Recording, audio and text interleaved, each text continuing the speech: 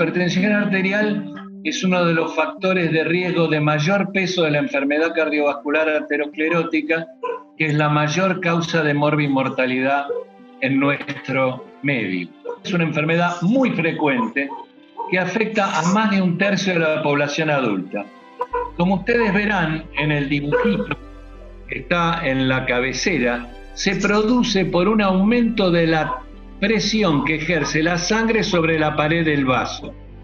Al ejercer presión sobre la pared del vaso, esta pared del vaso se torna más grande y al tornarse más grande se torna más dura, más rígida. Pero a la vez, el corazón, para vencer esa presión, tiene que hacer más fuerza, y al hacer más fuerza se pone la pared más grande, más ancha, y eso se llama hipertrofia ventricular izquierda.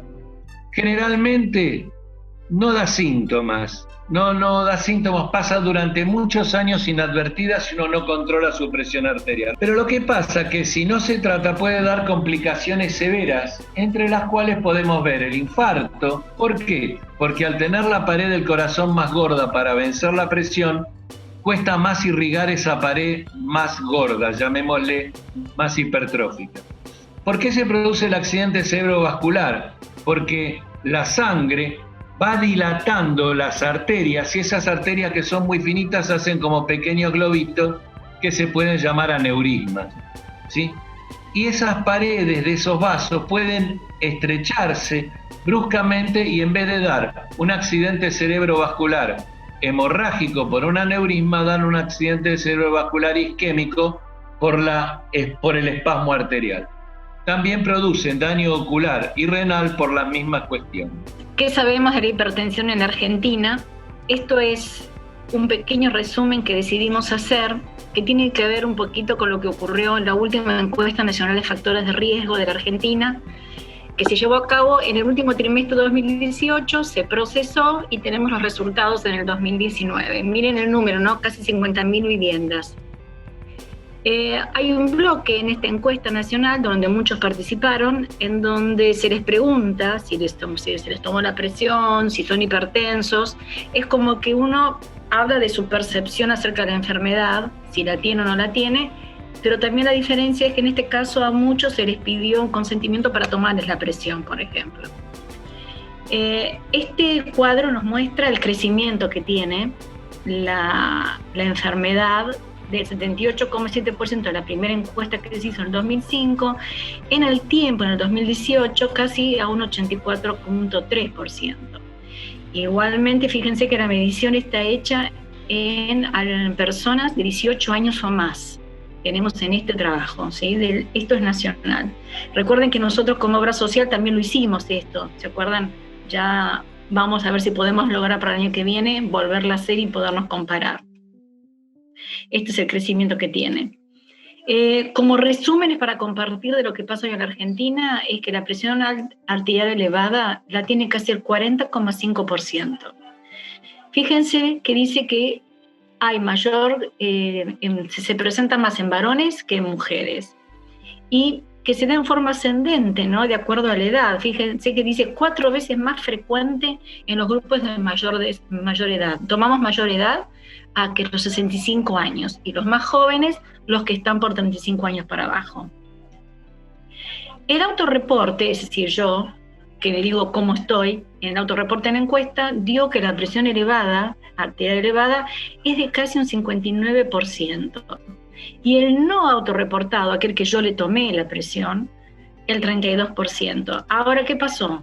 Cuando se hizo al azar también esto de ver aquellos que se autorreportaron si se les podía tomar la presión, fíjense que 47% tenía presión elevada. ¿Qué es lo que ocurre con la instrucción? Es una variable interesante de estudio, por eso la quisimos poner, porque ¿qué mostró esta encuesta nacional? Que hay 1,6 más elevada la frecuencia que se presenta a la gente con hipertensión con respecto al nivel educativo, ¿sí?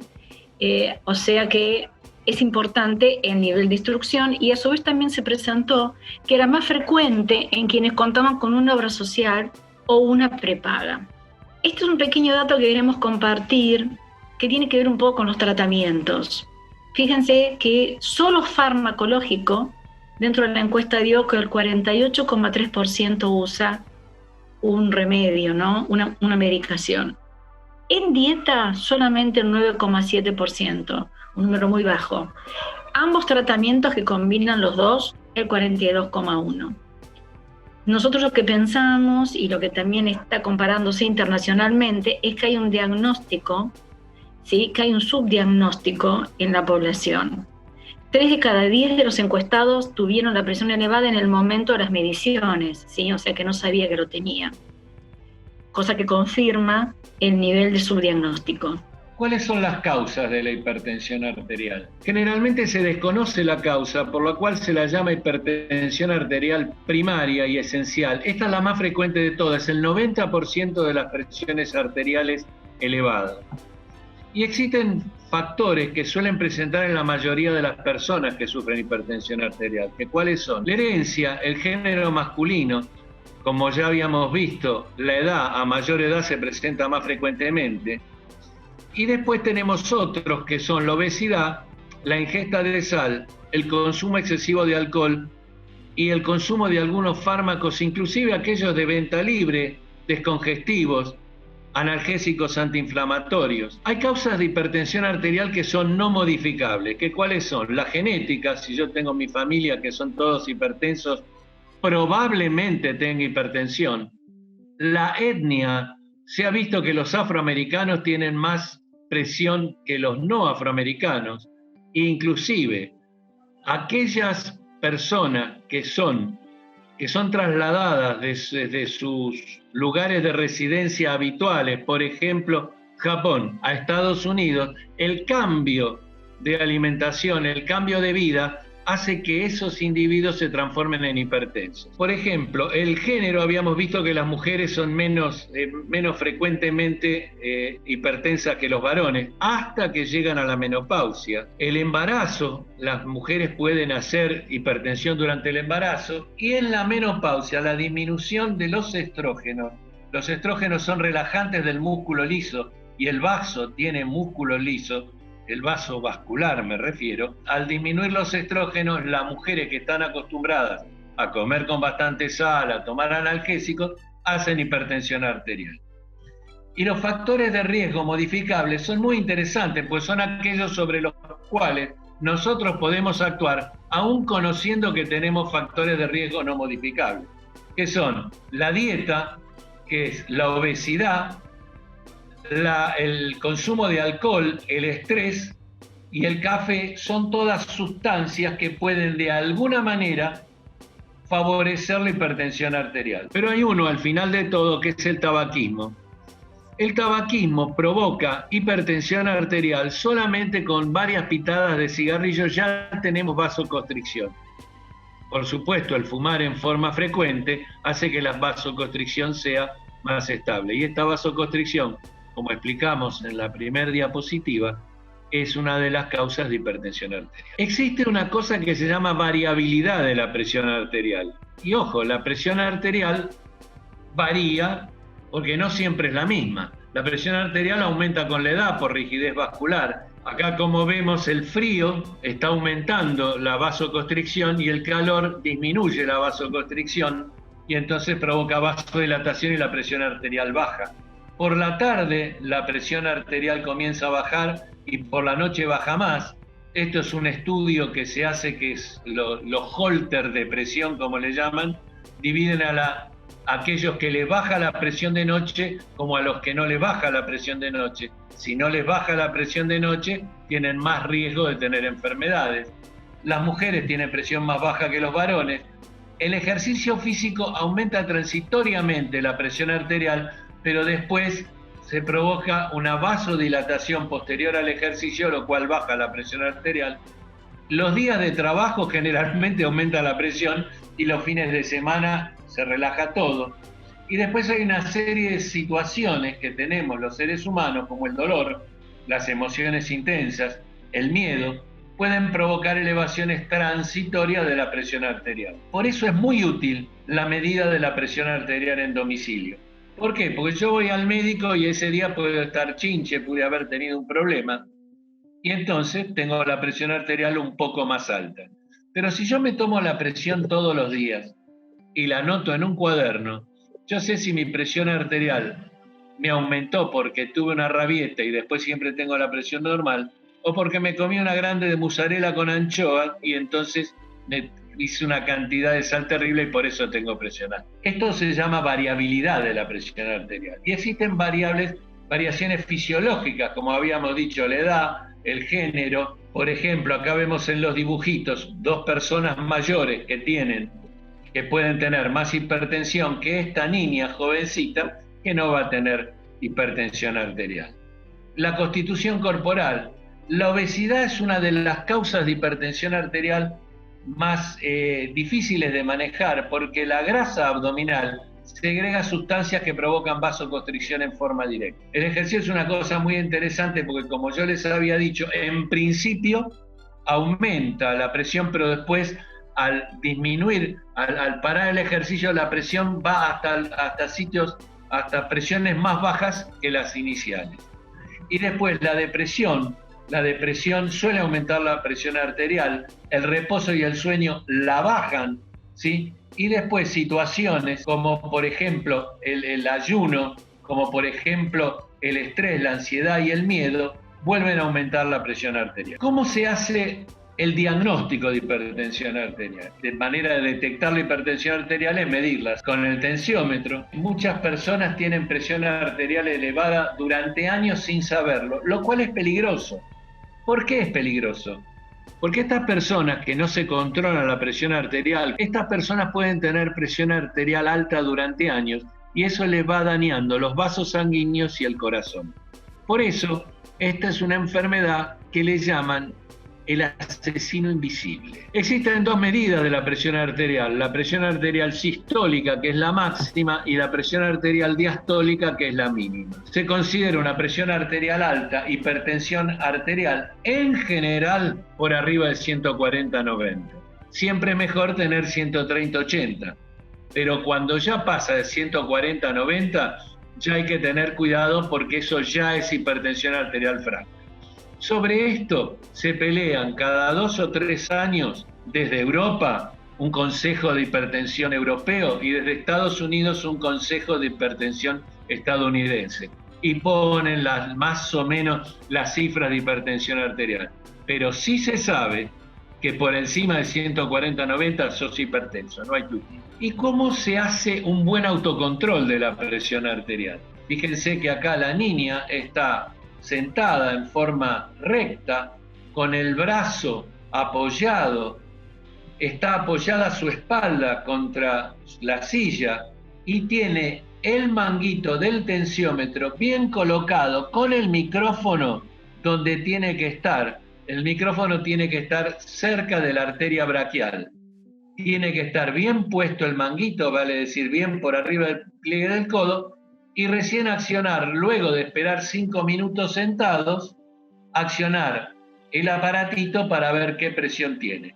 Las piernas tienen que estar sin cruzar, el sujeto tiene que estar sin hablar y no tiene que haber tomado café ni mate durante los 10 minutos anteriores y por supuesto no fumar. ¿Cómo es el tratamiento de la hipertensión arterial? Acá viene una cosa. La hipertensión arterial no puede curarse, no se cura. Como la mayoría de las enfermedades, nosotros creemos que las curamos, pero no las curamos, las tratamos. Para lograrlo debe seguir un tratamiento regular, de por vida, para bajar la presión y mantenerla estable. No sirve que yo empiece el tratamiento y después lo deje.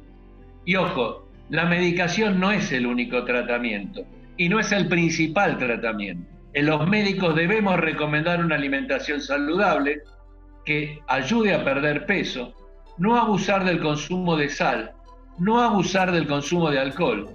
Y es la importancia de realizar actividad física con regularidad. Ahí tienen un hermoso salero, ¿sí? Una hermosa pizza calabresa, 2 porrones de cerveza y acá abajo, donde está, existe una cantidad de ejercicios que se deben hacer. Sepan ustedes que los ejercicios que son verdaderamente aeróbicos son los que bajan la presión, que son la bicicleta, la caminata y la natación. No hay más ejercicios aeróbicos que eso. Aeróbicos cardiológicamente hablando. ¿Y cuáles serían los consejos para una persona para reducir la presión arterial? Lo mejor que se puede hacer primero es bajar de peso si uno tiene sobrepeso. Siempre hay que acordarse que exceso de peso es cuando uno tiene un índice de masa corporal por arriba de 25. Y el índice de masa corporal se saca dividiendo el peso dividido el cuadrado de la altura, es decir, la altura por la altura. Entre 25 y 29 es sobrepeso y más de 30 es obesidad. También reducir el consumo de sal a 4 o 6 gramos de sal por día. Reducir la ingesta de alcohol. Las mujeres deben tomar menos de 140 gramos por semana y los hombres menos de 200 gramos por semana. Más o menos calculen 15 gramos para las mujeres y más o menos 30 gramos para los varones. Ahora, este asunto del alcohol y los gramos y qué sé yo, la gente no lo entiende porque no da vuelta la botellita. Cuando uno da vuelta la botellita de vino dice que tiene entre 14 y 16 gramos por ciento, es decir, 14 gramos cada 100 centímetros cúbicos.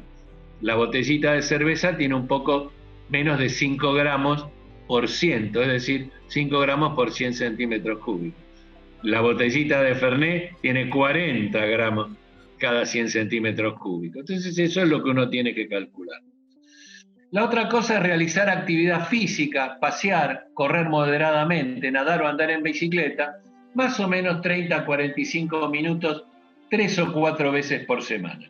Otros consejos para bajar la presión arterial es hacer algún tipo de actividad de relajación. Nosotros ya hemos hablado en otras charlas de las actividades de relajación, pero sepan ustedes que tanto la meditación, tanto como el yoga, tanto como la respiración abdominal, tanto como el mindfulness, todas ese tipo de prácticas tienden a generar relajación en el sujeto y esa relajación baja la presión. Acá dice reducir el consumo de café. Y yo no puedo con mi genio y voy a decir que reduzcan el uso del mate también.